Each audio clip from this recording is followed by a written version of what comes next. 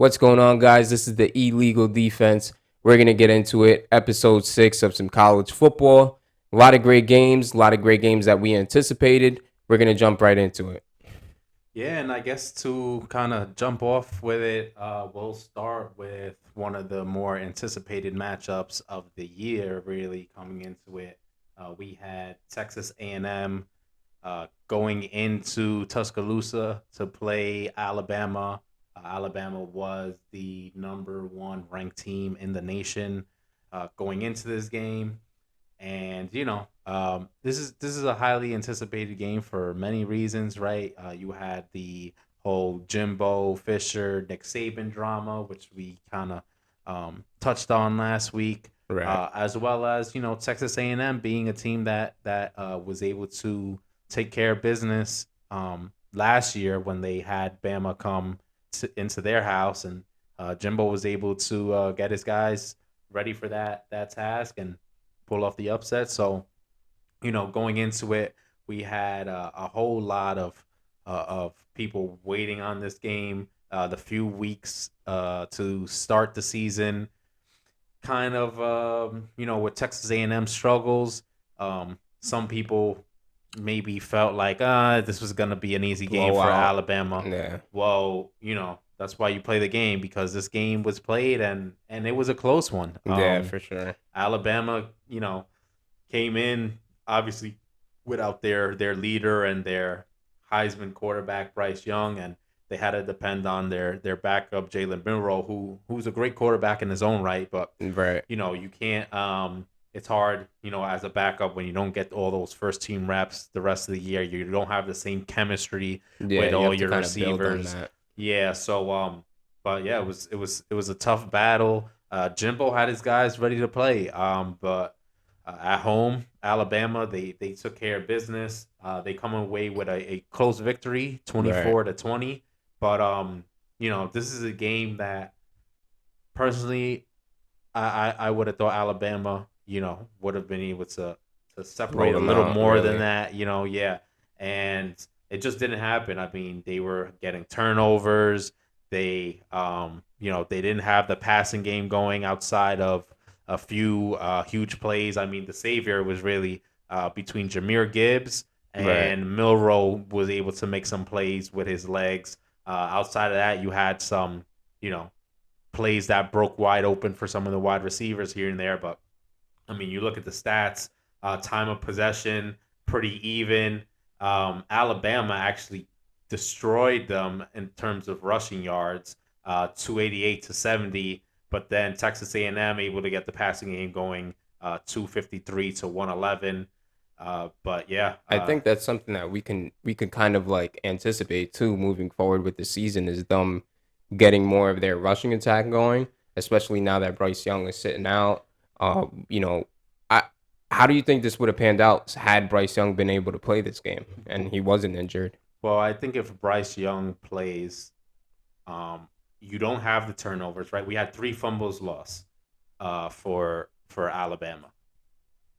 I know for sure 2 of them, at least 2 of them were on Milroe. Maybe the third one as well. I don't quite Right. remember, but I watched Milroe cough it up twice on some plays where, he has the ball, he starts to get going to break the pocket, Right. and boom, fumble lost. Right. Yeah. So you probably don't have those at terms of passing yards, 111 yards. We don't see that. All right. Yeah, If for you have sure. Bryce Young in You're there, you're airing it out. he's putting up more than 111 yards. So we would see a game where maybe this would have still been a not a blowout, Right. but it would have at least been a more comfortable win where you win by at least a touchdown, maybe 2. You know what I mean? Yeah. So yeah, I mean, and Bryce Young obviously wins a Heisman last year.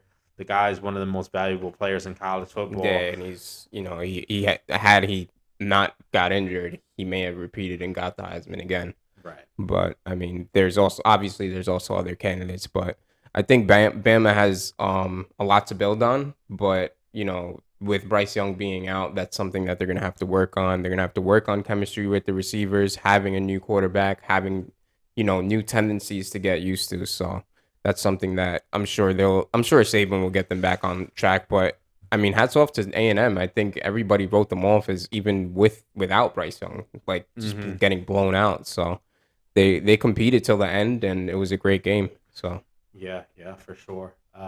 Our next game that we'll get into is a matchup between, at the time, number 17 TCU and number 19 Kansas. This was played at Kansas. Um, this was big deal, big game for Kansas, right, coming in undefeated, kind of super hot, and they get a TCU team that has been, rolling on offense, right, similar to Kansas, and this was, you know, we previewed this game last week.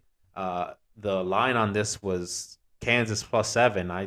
I was like, yeah, take that line. yeah, for If sure. they're at home, turns out, their starting quarterback, Jalen Daniels, also a Heisman candidate, going into that game, gets knocked out of the game early.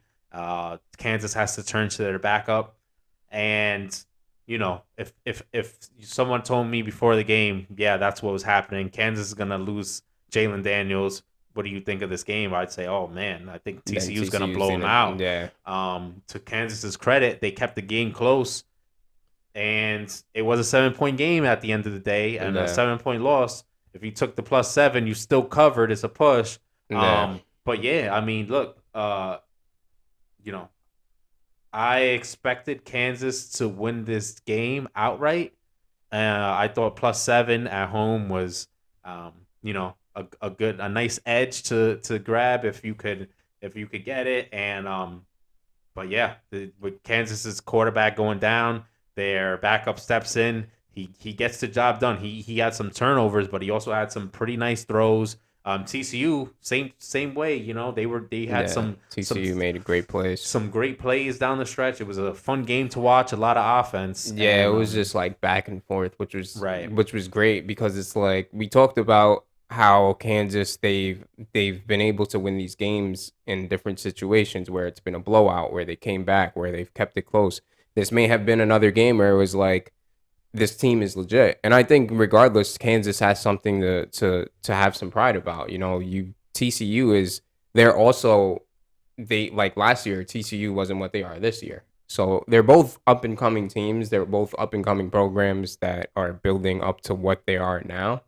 But again, Kansas, they competed, they did what they could do, and when your starting quarterback goes down, it just causes so much confusion within your offense, Hmm. regardless of the matter. Even if he's a stud, if he's great, it's just adjusting to a new quarterback can be tough because you have receivers are they may be used to, okay, I know I'm gonna get the ball at this point, all right, okay, I know how I can like shift and adjust my routes towards maybe him extending a play or whatever the case is. So I think Kansas, they did well, and I think you could build on that again. And TCU is also a program that they're showing like, oh, okay, TCU is back to at least competing. Hmm. So Yeah, for sure. And for both of those teams, a big game for the impact on the Big 12, and uh, definitely something that one Kansas can use this and build on. They looks like they're going to go into next week without Jalen Daniels again, but at least they'll have some they'll have some practice. consistency with their backup. And for TCU, if you're TCU, you have one of the best offenses in the country. You were able to go into an undefeated team's territory, and you Yeah. get the job done. And for them, they're gonna keep looking to roll, and I'm sure they have high hopes of taking home that Big 12 title. So we'll move on to our next matchup. We'll move out to the Pac-12 for this, and this was a matchup between number 11 Utah and number 17 UCLA. This one, you know, fun. It was a fun game, a lot of offense. Um, UCLA just they exceeded my expectations for them. I thought UCLA was going to be a pretty good team this year, Right. but I thought Utah was going to be too good for UCLA. And UCLA won the game, but Utah, they definitely didn't have their one of their better performances. I mean, Yeah, the turnovers and the mistakes that they made. Not to take anything away from UCLA, because UCLA earned that win, right. but if you're a Utah fan, I think you could sit there and say that The Utah kind of outcome could beat have, yeah, themselves. the outcome could have been a lot different. Yeah, it was not the type of team and the type of performance that we're used to, where they're playing hard on both sides of the ball. And credits to UCLA, right? They forced some of those issues, and then the issues that maybe they didn't force, they were able to capitalize and take advantage, and that's important, and that goes into being a good football team and trying to get whatever wins you can get, because especially we know in college football every win matters. Right. What I will say about UCLA is something that they do have to clean up on is their tackling. They I can't recall who they versed earlier this year, but it was a really close game and they ended up pulling out. But again, they were arm tackling. They weren't really, fundamentally sound on that, and it's like if you're going against a USC who's stacked offensively, you have to make sure that you're firing on all cylinders. And again, UCLA, they got it done, and Chip Kelly has these boys rolling. But it's like those are little things that matter. Those are the little things that are gonna bite you. And it's like if you're gonna be in competing with, it'll be nice to see if UCLA stays undefeated Mm-hmm. and USC stays undefeated, and we get to see that matchup and see how it really pans out. But it's nice to see the West Coast really start to pick up again. Like I don't, it's been a while since we had UCLA be good and USC be good. Right, and we had a whole bunch of conference realignment talk going on before this season kicked off, but and people talking about the Pac-12 and how it's done after UCLA and USC leave. Both of those teams Right. are a little bit ahead of schedule in terms of getting back to prominence and becoming good football programs. But the Pac-12 as a whole is, I think, also exceeding people's expectations. When you have teams that are like Utah, everyone kind of expected Utah to be good this year. Yeah. They still are good, right? They're a team that's there, but you get the Oregon States and the Washington States and Washington, Right. Oregon doing well. So as a whole, I think they're playing some good football out there, and yeah, it's definitely it's not on par with the SEC or even the Big Ten, but But it's trending in the right yeah, direction. it's a good brand of football. It's fun to watch. I think probably Big 12 is probably maybe the funnest conference right now with the way they scoring points and the way those games go. The Pac-12 might be right behind them. So Right. definitely some good times for the Pac-12 right now, and looking great for some possibilities and what it can turn into. Um, you know, Talking about the Pac-12 and USC, we can talk about some best wide receivers in the nation. Jordan Addison certainly being one of them. Guy's a beast. Yeah, I mean, look, the guy puts up tons of numbers with Kenny Pickett at Pitt last year. Right. Comes over to USC. All these rumors about how things aren't going well. Supposedly he wasn't getting everything he was supposed to be getting, but he's coming in and he's still putting up numbers. Yeah, and he's producing. But then you look over at Ohio State, they lose two wide receivers in the first round in the draft, in Olave and Garrett Wilson. Right. They produced another one in Jameson Williams, who was at Alabama last year after he portaled out, and he goes in the first round.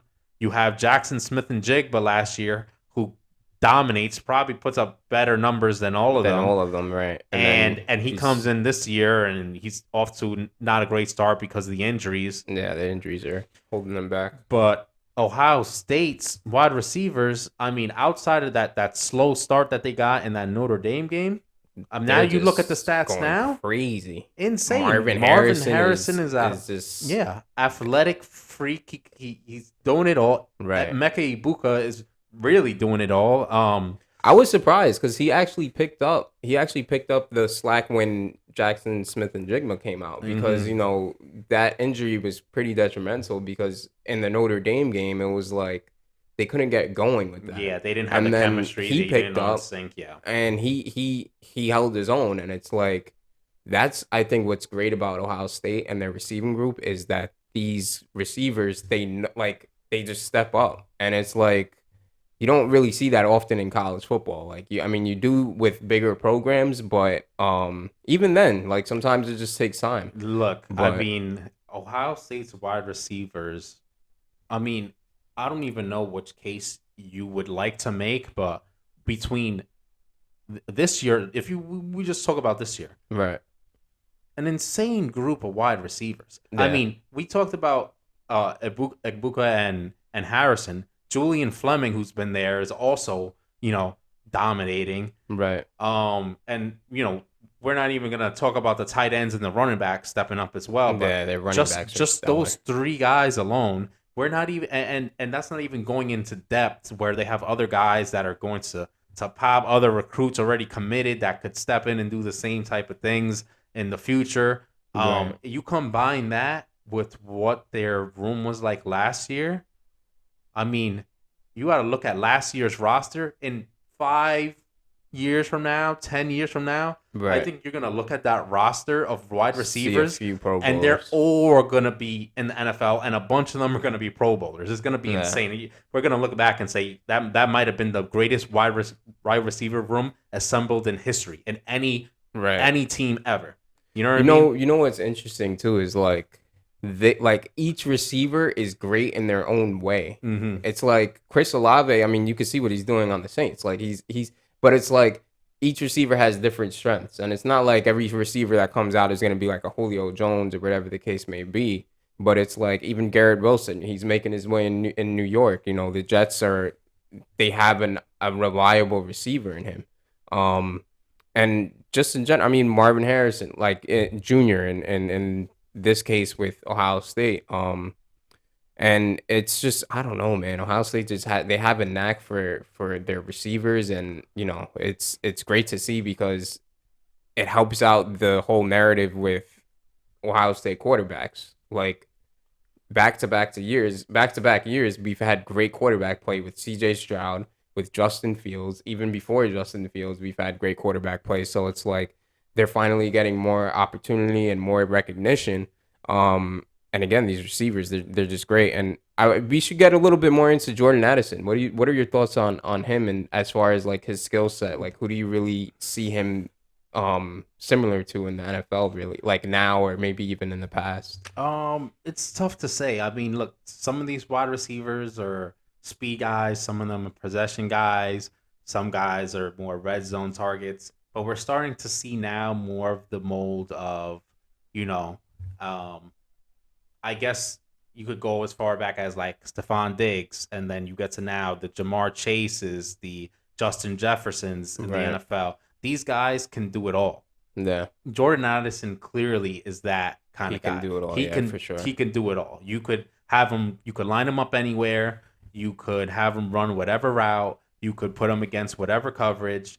Right. He knows how to find the holes in the defense, and if he has the chemistry with his quarterback, they're going to take advantage. Zones and yeah. And so, but what made me think of this, or not even think of this, but what I was seeing throughout the week was something that was interesting, and that was people were listing Jordan Addison's stats this year and how he's, supposedly the best wide receiver in the country. In the class, yeah. And then listing the stats of the three Ohio State receivers this year.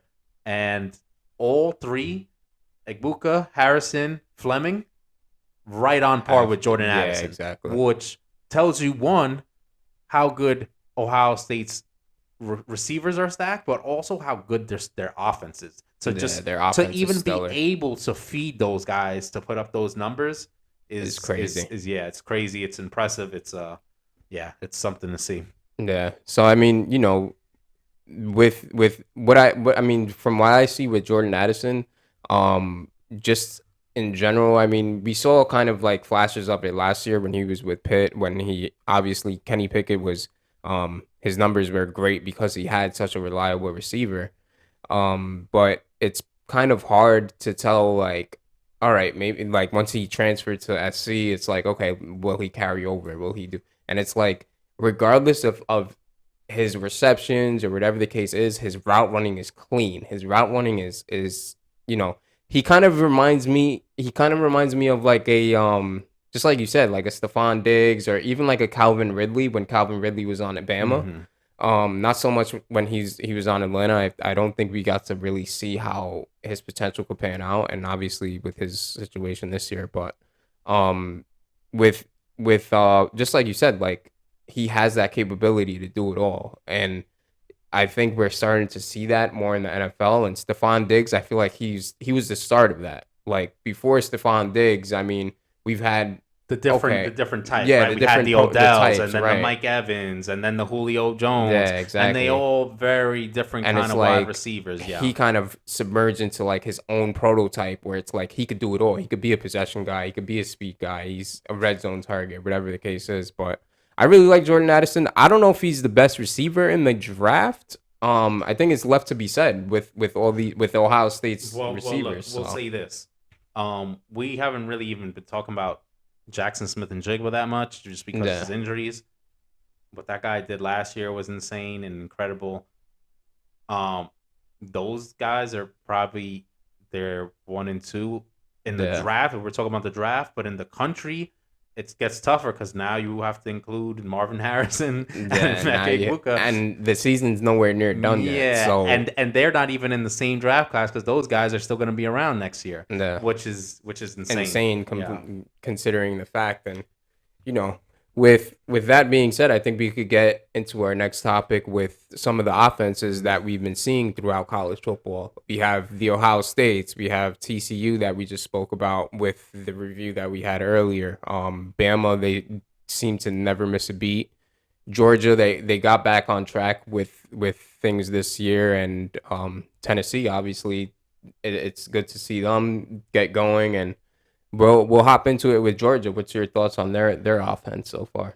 Well, they certainly have um, surpassed people's expectations. I think Stetson Bennett stepped up, and they've been able to move the ball. They've been able to take advantage of probably we talk about Ohio State's wide receiver room, Georgia, probably the best tight end room in the country, and they've been able to take advantage of that. And we kind of saw the drop down from what their defense was last year to this year. We all expected it. You can't lose that many people and And and not keep have rolling like the a same way, especially for a historically good defense like that. right. But the defense is still good, one, but the offense in its own right has been kind of leading this team so far.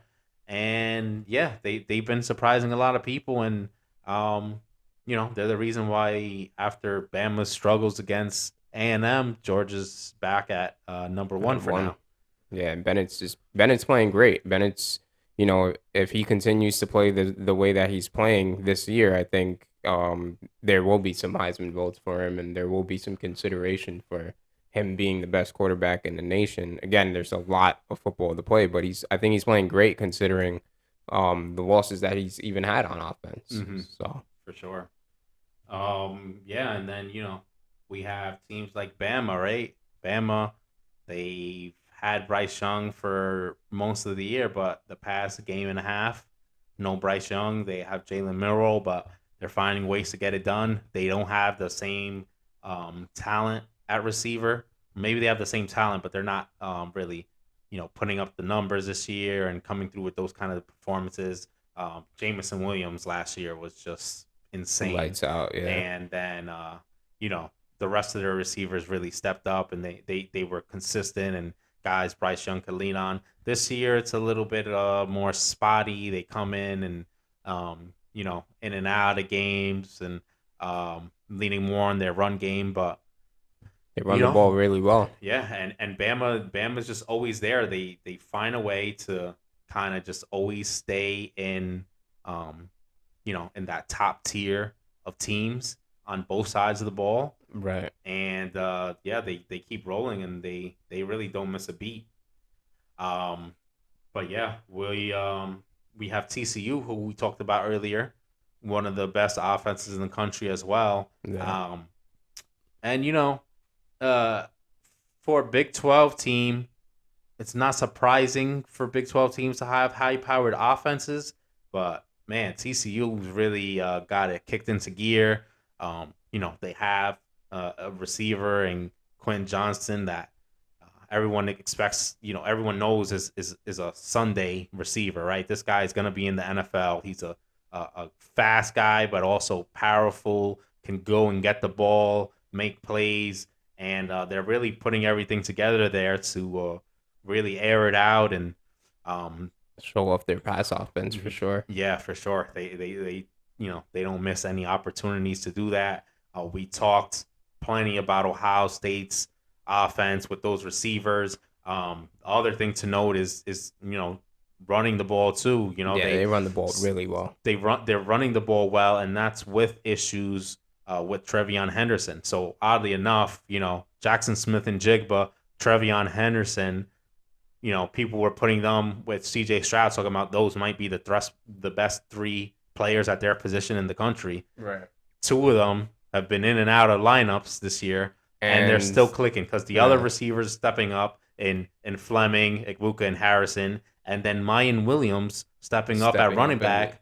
He's he had a great game against Rutgers. So yeah, and look, the stats have him as one of the best running backs in the country right now. Right. And going into last game, especially now, he just missed last game, so now he's back behind on some stats. But yeah, I mean, that guy's been playing amazing, and that offense just doesn't miss a beat. And then you go and you have Tennessee and that Josh Heupel offense, kind of continuing what they did last year. The numbers they put up last year, I don't know if people realize how ridiculous they were. no. And it kind of just flew under the radar. But they were a team. I mean, Tennessee has been bad for years and years and years. For a while. They get things together. They have Hendon Hooker come there. He just emerges out of nowhere, and their offense just starts flying. Now, he's another Heisman candidate. yeah, for sure, he's a Heisman candidate. And now they come into this year. They keep that momentum rolling from last year, Right. and they're doing it better with he has a year under his belt of playing like that. The team knows he's their quarterback. They know they have his back, Right. and yeah, man, they're putting up tons of points, accumulating yards in a hurry, and yeah, definitely a fun team to watch watch offensively and see what kind of numbers they put up. Right. Weekly preview, and yeah, we'll get into another big game with Alabama and against that Tennessee offense that we were just talking about. And Alabama's, going on the road here, going into a hostile environment, a rivalry game that kind of almost like an awakened rivalry now since Tennessee hasn't been good. Last year they had themselves a competitive game, so this one should be a fun one. We know the Tennessee fans will be there. They'll be out in full force and loud and going crazy. But this one, Alabama's ranked number 3 now. After that performance, they kind of slid a bit with Georgia and Ohio State now overtaking them in the rankings. But they're going against a Tennessee team that's ranked number 6 at this point, right? Yeah. So Tennessee clearly has put in the work to work their way up these rankings. Yeah, so to work their way up, and this is now a top 10 matchup with these guys. An Alabama team that's we've seen struggle with Arkansas at times. Now we've seen struggle with A&M. We don't know the status of Bryce Young. Is he gonna be back? Is he still working on that shoulder? Right. So a lot of things going on for this game. And Yeah, I think this would be another, just like we saw earlier this year with Texas going against Bama. And I mean, last week I don't think was so much a test, especially being that everybody expected a blowout. But Texas was definitely a test. Texas had Bama on the ropes, and I think Tennessee, they're able to do that. They're able to test them. They're able to, go the distance with Bama. And it'll be interesting to see how Heaton Hooker performs, because it's kind of like, if he doesn't perform well, then it's like, okay, then we know it's more of a, he's a good quarterback, but he doesn't have that it factor well, kind of thing. But if he didn't perform as great as, I wouldn't be too surprised, considering he would be going against that Bama defense. I mean, if he completely just plays so horrible they got to bench him, that would be surprising. I don't think that'll be the case. Yeah, and I don't think that will be the case. But look, like we said, these guys are ranked that high for a reason. Yeah, they're both undefeated at this point, and yeah, I mean, it's interesting. You have Alabama, a 7.5-point favorite on the road against a top 10 team in a rivalry game. That's crazy. And probably this is about as high as they could stretch it. I mean, look, when you see Alabama play these other teams, and it has to be, 20 plus points, 30 plus point spreads, because Vegas can't do it otherwise, or they're going to get killed, right?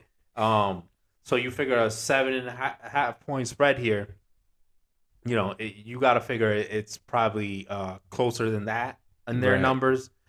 This is just what they could put out there, but this will be a fun run. This one will be a 3:30 game, so plenty of time for Tennessee fans to have a few cocktails and be ready for the game. Yeah, I'm sure it'll be I'm sure it's gonna be a great atmosphere over there for that game. Sure. Especially just being that Tennessee's playing great, and obviously they're undefeated, and they just having that. We saw what happened with Kansas. Like Kansas, they filled their seats, and I'm sure it'll be the same case with Tennessee. Yeah. Another game that we'll get into. This one is a Big Ten matchup. Another two top 10 teams go at it. And we have number 10 Penn State going to number 5 Michigan. Michigan, a 6.5-point favorite here at home. Both teams have played great this year, but they both had their struggles as well. And I feel like they both haven't played against real, like, this will be the first test for both teams. Yeah, this will be the biggest test for both teams so far. And it'll be interesting to see how both sides respond to this, right? Michigan was playing a bunch of cupcakes, really, for most of the beginning of the season, and their offense looked amazing, as it should, and then they have a little bit better competition, and then they've had some struggles here and there. Now they go up against a Penn State team who, kind of was the opposite in the beginning. Their defense was looking pretty good. Their offense was doing just enough. Then they had some offensive explosions a little bit after that. And then we see things kind of get back to normal. Things get more balanced out. This is a huge game for the Big Ten. Obviously both teams want this win because you're going to need it, considering they got to both play Ohio State as well. Right. And if you're trying to win that conference, you can't really afford to lose this one, because there's a pretty good chance that Ohio State's gonna knock off gonna give you a loss, right? And even if you say, okay, well, we're gonna get it done, well, even the programs themselves know. When you look at your schedule, you say, okay, we know we're gonna have these wins. Oh, Ohio State, that's gonna be a tough one for us to get. Yeah, that's a toss-up. So you need this, and so if you win here and you beat Ohio State, now you're the clear favorite. You're the clear favorite to take it home. You have a loss here. Now you're stuck. You have to beat Ohio State and go undefeated the rest of the way. Which could be tough. Right? And it might make it where it's not possible to do one or both of those things, and Right. almost, and in some ways, then you might have some trouble trying to clinch that conference. So, but yeah, huge game. Um, and fun for the Big Ten. I mean, we haven't, we've seen some big SEC matchups so far. We see some big Pac-12 and Big 12 matchups so far. But This is not really yet the for first big Big Ten matchup of the year. So definitely some fun to have and watch this one. But Pac-12 wise, we go out west and we'll get into another matchup with number 7 USC going against number 20 Utah. So Utah, obviously, with the disappointing loss to UCLA last week, not getting things to go their way or follow the same type of game plan that's been working for them so far this season. right. But they have a chance of redemption here against USC. Now USC comes to their house instead of them. Last week they were on the road in their loss to UCLA, and Utah slid a bit. They're ranked number 20th here.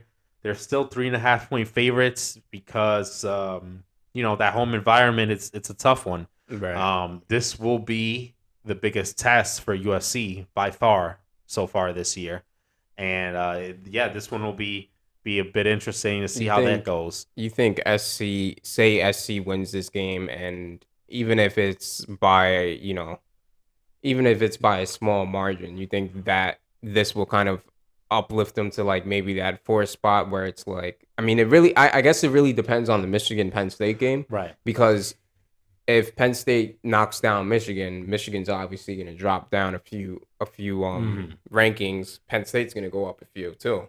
But for USC, I think in general we've been waiting to see how they would be tested against a really good team. I mean, we've seen it here and there, but it's like we want to really see if SC is legit. Yeah, we want to see them So, against some. I don't better know. competition. What's your thoughts really if they would be able to get into that kind of playoff spot at this point in the year? Well, I don't know. I don't know how much it matters this early, but if they get this win and say they get by a slim margin, I mean they're ranked number 7 right now. Right. All they have, regardless, they have to keep doing what they're doing, whether they were ranked 7 or ranked 4, and to make this playoff. They come away with the win here. It's hard to say how that's going to affect the rankings. If they blow out Utah, it's kind of weird when you blow teams out and you're a good team, right? If they blow out Utah, Then it's like, how people bad might, is Utah? yeah, people might Because discount the Utah's- win and say, oh, well, they just lost to UCLA. They already lost to Florida in the beginning of the year. No. Utah is not that great. We don't care. If you just win, it becomes it's almost like a situation. Oh, well, Utah's a good team and they found a way to win and they pulled it out. So it's hard to say exactly how it's going to go. Obviously, like you said, it depends a lot on the Michigan and Penn State game. No. But also you have Clemson there kind of clogging things up, and Right. and Yeah, so you got to Clemson's a whole see nother what happens situation. with them. If they maybe plays a close game this week, then maybe they drop the same way Bama dropped last week. So but it's a tough one. I still like Utah here at home for this one. Really? I do. I think they're a good enough team, and I think at home especially they're hard to beat. That being said, I wouldn't be surprised at all if USC wins. You know what I mean? But look, we saw this. We saw USC struggle to cover against Arizona State. We saw them get in a closer game against Washington State. Right. Utah's better than both of those teams, for sure. Utah, as we saw, Utah destroyed actually Washington State, and I knew it. And going into it, I said, "Oh, this is a game where I could see Utah just keep Blowing pulling them away early and blowing them out." And Yeah. there's, they're a complete football team. And we talked about the USC game, the UCLA game last week. Utah did a lot of things to help UCLA get that win. So if they play a clean game at home, There's a good chance that they pretty pull good away with chance that they come out with a win. That being said, we know that offense that Lincoln Riley has is it's you can't count it out, and they're showing progress quick. They're turning around the ship, and the program's certainly on the way up. So yeah, maybe Caleb Williams gets his guys ready to go, and they find a way to get it done. But yeah, we'll move on to some best bets, and we'll talk about a SEC matchup in LSU and Florida. An LSU team that was ranked for a quick second, number 25 before they dropped out of it. Florida team, started off hot, cooled down a bunch now. Yeah, they seem to slow things down a lot. Yeah, both teams great home environments. I think though, well, this one is at home for Florida. I think Florida gets the job done. It's a 2.5-point spread. I think, that's I'm more than comfortable with that for them to cover, to win by a field goal. I think they're a tough environment to go into. LSU, they've kind of made some progress from the beginning of the year, but they're still not. There's still not any real promise there. Yeah, they're still, they're too inconsistent with the passing game. Their defense is there, but they're not really kind of doing everything they need to do. They haven't got their wide receivers to kind of get involved in the way that they should be. So yeah, I think Anthony Richardson finds a way here. This might be a game where we're just watching Anthony Richardson and Jaden Daniels, the two of them, just drop back to pass and then run the ball every down. Both, when you watch these guys, that happens a lot with them. They drop back to pass and they take off running, and sometimes they'll do it 5, 6, 7 times in a row. You know what I mean? Crazy. So, this might be one of those games where we're just watching that back and forth, but should be a fun game to watch regardless. But yeah, I think Florida will be able to cover that 2.5-point spread at home. Another one I love this week is Vanderbilt versus number 1 Georgia. Georgia, we heard from Kirby Smart, how tough of a team Missouri was. Right. It's a tough team. It's a tough team. Okay, well, you were supposed to get the job done. You didn't. You almost lost the game. Nobody wants to hear about how it's a tough team, right? That being said, that's one performance. We know these performances are isolated from each other. That being said, as we talked about Georgia's offense earlier in the day here, but and how it's been clicking and it's been doing good. It has slid a bit, right? We saw that performance against Oregon in the beginning of the year. Right, that was something else, and we haven't seen that since. Not that we should see something like that every week, to be fair, but they haven't. They've struggled in some of these other games to get their offense going at times. Vanderbilt is a team that has been at the bottom of the SEC. Yeah, I think forever. If they're able to get their offense going how they did against Oregon, this is the team to do it against. Oh, I don't think so. You don't think so? Well, I have, so here's the line on this. 38.5. Wow. Vanderbilt has insane. Vanderbilt on the other side has shown the ability to put the offense together this year. And so if you tell me Georgia is going to cover 38.5, I'll tell you this. You could look at some games and Georgia scores in the 30s. Georgia, for all we know, I think they probably get into the 30s, but there's no guarantee they score over 38.5 points themselves. That's so for 38.5 with a Vanderbilt team that, look, I don't think they're shutting out Vanderbilt. They haven't shut out some of these other teams they played. So you're going to tell me Vanderbilt's going to score 7, 10, 14 plus, and Georgia's going to, and Georgia is, and if they do that, I don't think Georgia's covering 38.5. So I like Vanderbilt here against Georgia. We know these huge spreads are kind of very iffy, right? Yeah. And yeah, a Vanderbilt team, I think a lot of bettors will kind of look at it and, oh yeah, Vanderbilt's not good. They're always bad. Well, they're a lot better this year. They're still bottom of the league SEC team, but they're not a complete walkthrough, right? You still gotta come to play, or you could have a game like Georgia had against Missouri where they're gonna fight with you. That's the type of team this Vanderbilt team is this year. So I like Vanderbilt plus 38.5. Moving on, we have Baylor -5 at West Virginia. Baylor's a team that they've kind of been up and down this year. West Virginia as well. At this point, I'm looking at a 3.5 point spread on the road, with a Baylor team looking to bounce back. I think Dave Aranda is too good to just let losses pile up this early. So I'm counting on him to have his guys ready to go and cover that 3.5 point spread on the road. I think they get the win and handle business there. And then lastly, we have North Carolina at Duke, the basketball rivalry on the football field here. Yeah, I think I don't know. North Carolina is really great this year, so yeah, and their offense has been great. Duke has overachieved and exceeded expectations for their program, but I think when you see what North Carolina's done, I mean, they have some problems on defense, but at the end of the day, you put up more points than your opponent, you're gonna win, and that's how you win games here. And I think North Carolina's gonna do that. The spread is 7 points. It moved. It was at 5.5 before. That's a great get.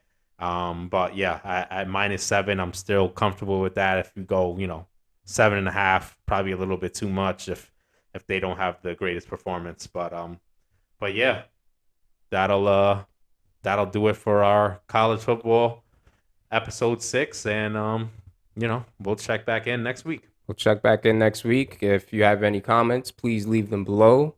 Like, subscribe. We're going to be coming next week, and thanks for watching.